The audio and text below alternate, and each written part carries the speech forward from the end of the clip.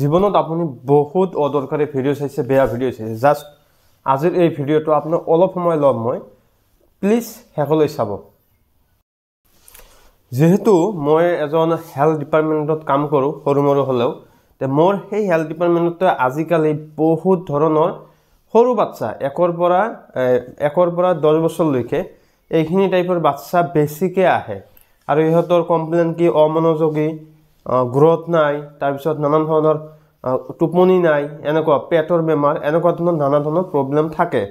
কিন্তু মই বহুতখিনি কথা ভাবি চালোঁ যে এইখিনিৰ কাৰণে ৰিজন কি।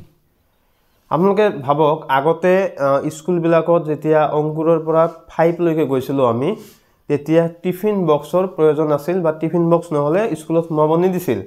তাৰমানে দুপৰীয়া সময়ত যিটো টিফিন দিব, লাঞ্চ টাইম দিব, সেইখিনি সময়ত আমি ঘৰৰ সুষম আহাৰখিনি খাম। অৰ্থাৎ কাৰোবাৰ মাকে বুট দিছিল, কাৰোবাৰ মাকে কণী দিছিল, কোনোবাই ভাত দিছিল, কিন্তু মাছ মাংস দিয়া নাই।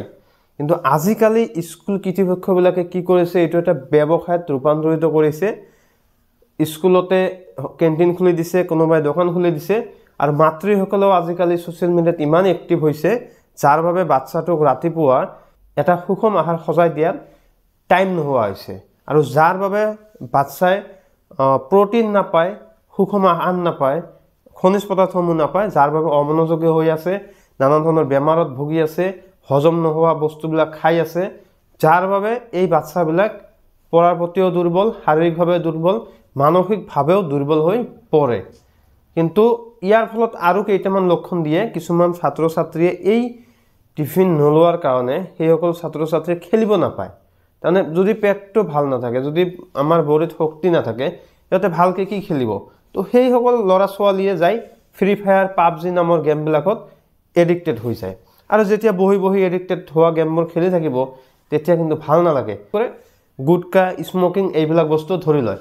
চাওক, মাত্ৰ এটা বস্তুৰ পৰা কিমান ধৰণৰ সমস্যাৰ সৃষ্টি হ'ব পাৰে। So' I kindly request all of mother, যিমানখিনি মা আছে মই ৰিকুৱেষ্ট কৰোঁ, যিমানখিনি দেউতা আছে মই ৰিকুৱেষ্ট কৰোঁ, আৰু যিমানখিনি স্কুলৰ কোনোবা টিচাৰে বা স্কুলৰ কোনো কৰ্তৃপক্ষই চাই আছে, মই ৰিকুৱেষ্ট কৰোঁ, আপোনালোকে লাঞ্চৰ ব্যৱস্থা কৰক। আগৰ দৰে লাঞ্চৰ ব্যৱস্থাটো ঘৰৰ পৰা অনাৰ ব্যৱস্থা কৰক, কাৰণ এটা বাচ্চাই আমাৰ দেশৰ ভৱিষ্যত, আৰু এই ভৱিষ্যতটো আমি যাতে সকলো একেলগে গঢ় দিব পাৰোঁ। তো thank you everyone, bye by.